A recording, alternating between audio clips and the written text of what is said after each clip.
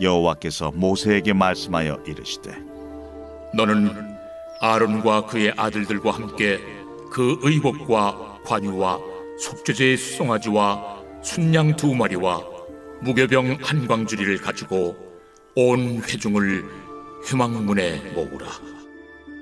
모세가 여호와께서 자기에게 명령하신 대로 하매 회중이 회막문에 모인지라. 모세가 회중에게 이르되 여호와께서 행하라고 명령하신 것이 이러하니라. 모세가 아론과 그의 아들들을 데려다가 물로 그들을 씻기고 아론에게 속옷을 입히며 띠를 띄우고 겉옷을 입히며 에봇을 걸쳐 입히고 에봇에 장식들을 띄워서 에봇을 몸에 메고 흉패를 붙이고 흉패에 우림과 둠밈을 넣고 그의 머리에 관을 씌우고 그 관 위 전면에 금패를 붙이니 곧 거룩한 관이라. 여호와께서 모세에게 명령하신 것과 같았더라. 모세가 관유를 가져다가 성막과 그 안에 있는 모든 것에 발라 거룩하게 하고 또 제단에 7번 뿌리고 또 그 제단과 그 모든 기구와 물두멍과 그 받침에 발라 거룩하게 하고 또 관유를 아론의 머리에 붓고 그에게 발라 거룩하게 하고 모세가 또 아론의 아들들을 데려다가 그들에게 속옷을 입히고 띠를 띄우며 관을 씌웠으니 여호와께서 모세에게 명령하신 것과 같았더라. 자, 구약 시대 제사에 있어서 필수적으로 이제 3가지가 필요한데 제사를 드리기 위해서 이제 필수적으로 필요한 것이 3개입니다. 뭐냐면 그것은 제사를 드리는 장소, 그다음에 제사를 드리는 방법, 그다음에 제사를 집전하는 사람, 이렇게 3가지가 필요한 거죠.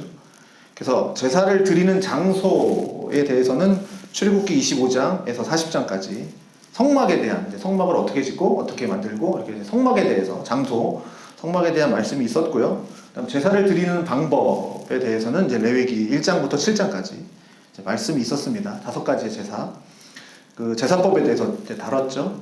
그리고 이제는 이제 제사를 집전하는 사람에 대해서 이제 말할 차례가 된 거죠. 그래서 이제 8장부터 10장까지는 제사장법에 대해서 이제 다루고 있습니다.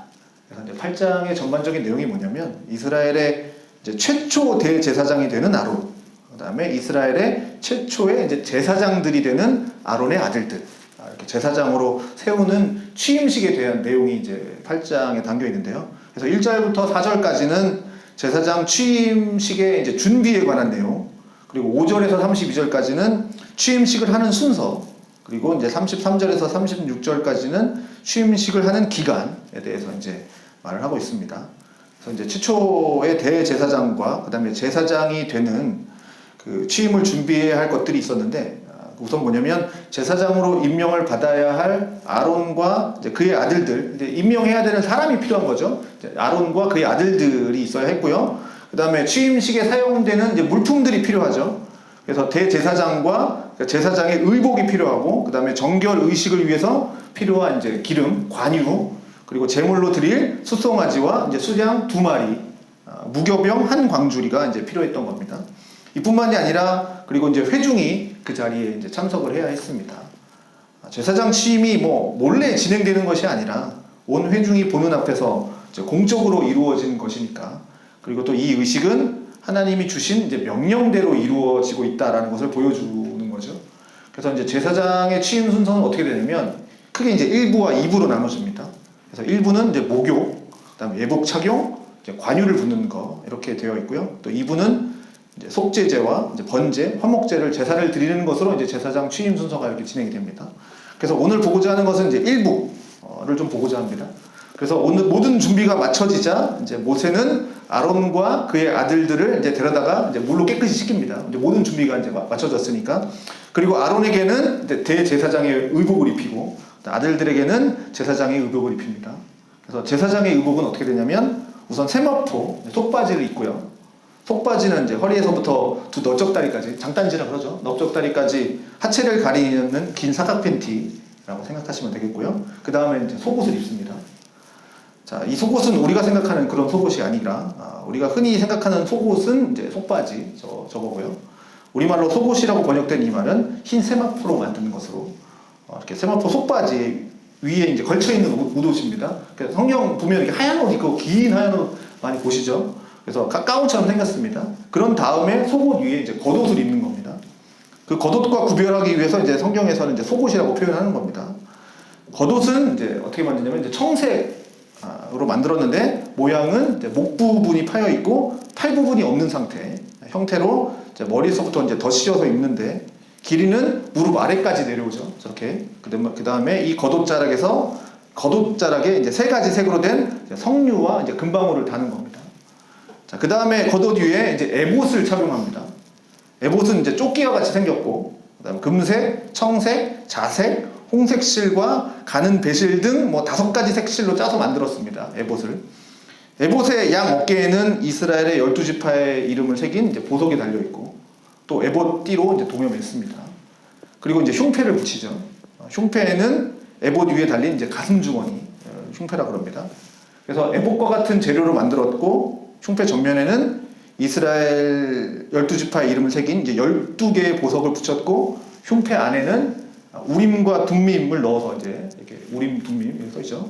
네, 넣어 두었습니다. 우림과 둠밈은 문자대로 해석하면 뭐냐면 빛과 완전함이라는 뜻인데, 하나님의 특별 계시의 방법으로 주어졌다고는 하지만 저 우림과 둠밈을 우리가 어떻게 사용했는지에 대해서는 이제 성경에 나와 있지 않아서 잘 모릅니다. 그리고 이제 머리에 이제 관을 씁니다. 그 관에는 이제 금패가 붙었고 여기에는 여호와께 성결이라는 이제 글자가 쓰여 있습니다. 그래서 제사장이 그리고 이제 대제사장이 입는 옷이었고요. 그 뒤에 이제 제사장이 입는 옷은 대제사장이 입는 옷에서 겉옷, 에봇, 흉패, 금패 뺀 것이 이제 제사장의 옷입니다. 그러니까 이제 세마포, 속바지와 속옷을 매는 띠, 관 이렇게 되어 있습니다. 그래서 제사장에 대한 법은 이제 레위기 8장에서 지금 처음 나오는 게 아닙니다. 이미 출애굽기 28장, 29장에서 제사장의 의복과 그다음에 제사에 관련된 말씀이 이미 이제 출애굽기에 있었고요. 특별히 의복에 관해서는 출애굽기 28장에 이미 자세하게 기록되어 있습니다. 그래서 레위기 8장에서는 이제 간단하게 기록하고 있는 겁니다.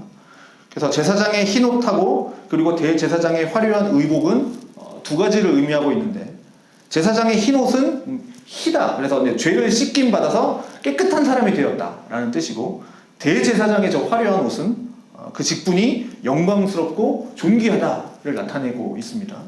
자, 이렇게 옷을 다 입히고 난 다음에 뭐 하냐면 이제 제사장에게 이제 기름을 붓습니다. 감람류에다가 몰약, 계피, 향 등을 섞은 관유를 성막과 그 안에 있는 모든 것들을 발랐고요. 또 성소 뜰에 있는 번제단에 7번 뿌렸고요. 그 다음에 번제단과 물두멍에도 발랐습니다. 이 관유를 성막에 있는 곳곳에 바른 거죠. 그런 다음에 관유를 어떻게 하냐면 아론에게 머리에 붓고 또 아론에게 발랐습니다. 성막에 먼저 바르고 그 다음에 이제 아론에게 바른 거죠. 기름을 붓거나 기름을 바르는 것은 이제 거룩하게 한다라는 의미입니다. 그러니까 제사장에게 기름을 붓는다, 기름 부으심이 있다라는 것은 제사장을 거룩하게 하는 것이고, 또 이 거룩하게 한다라는 것은 뭐냐? 정결해진다라는 것. 그 이상 성결한 상태가 되는 겁니다. 그래서 제사장이 이제 물로 몸을 씻죠. 그것은 하나님께 예배할 수 있는 이 부정한 자가 깨끗이 씻었다. 이제 예배할 수 있는 정결한 상태가 되었다. 라는 것을 의미하는 거고, 그 다음에 이제 기름을 붓는 겁니다. 그것은 정결한 상태에서 이제 하나님께 예배할 수 있도록 하나님께 바쳐지는 거룩한 존재가 되었다라는 것으로 보는 겁니다. 이렇게 대제사장과 제사장을 세울 때 이 정결의식, 성결의식들을 치르고 있는 겁니다. 자, 이러한 절차들을 통해서 우리는 하나님 앞에 나아갈 때 거룩하게 나아가야 되는구나, 정결하게 나아가야 되는구나를 생각하게 되는 겁니다. 그냥 막 나가는 게 아니라는 거죠. 자, 관유의 제조, 또 관유를 붓는 의식은 출애굽기 30장 22절에서 33절에 나오고, 이 중에 26절에서 30절이 이 성막과 제사장에게 관유를 붓는 의식에 대한 명령을 담고 있습니다. 그리고 이제 출애굽기 40장 9절에서 16절을 보면 이 일이 이미 실행된 것으로 나옵니다. 자, 성막을 세우면서 성막과 제사장에게 왜 기름을 부었는가?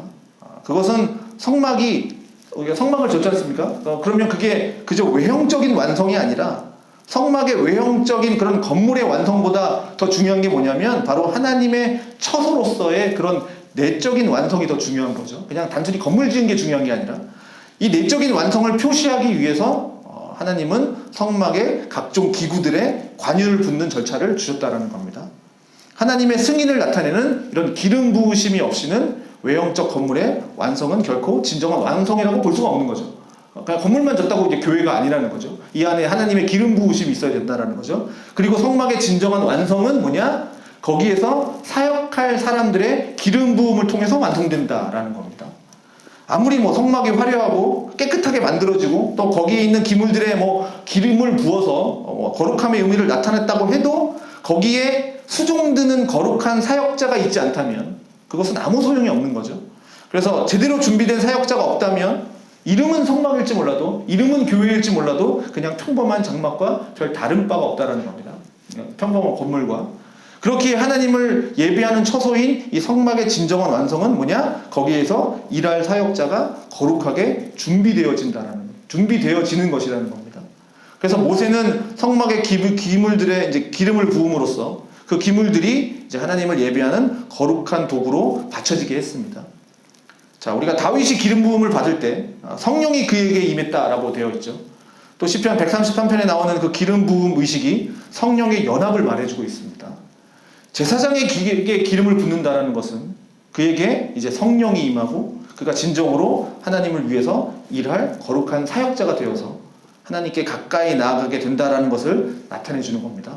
그래서 구별하여 하나님께 바쳐지는 것이 이제 거룩함이죠. 그래서 비로소 하나님께 구별되어져서 바쳐진 이제 사역자가 되는 겁니다. 자, 우리 역시 하나님을 섬기는 자들이라고 한다면 정결하고 또 성결한 자들이 되어야 한다라는 겁니다. 우리의 불결함을 씻고 또 우리의 죄를 버려버려야 됩니다. 자, 물로 씻는다라는 것은 우리의 죄사함을 받아야 한다라는 말이고 또 예복을 입는다라는 것은 그리스도의 의로 옷을 입어야 한다라는 것이고 또 기름 부음을 받는다라고 하는 것은 성령의 내주하심과 성령의 충만함으로 이렇게 하나님과 교제하며 하나님의 은혜를 공급받아야 한다라는 겁니다. 그래서 오늘도 우리를 정결하게 하시고 거룩하게 하시는 그 주님의 은혜가 우리에게 가득 부어지기를 주님의 이름으로 축원드립니다.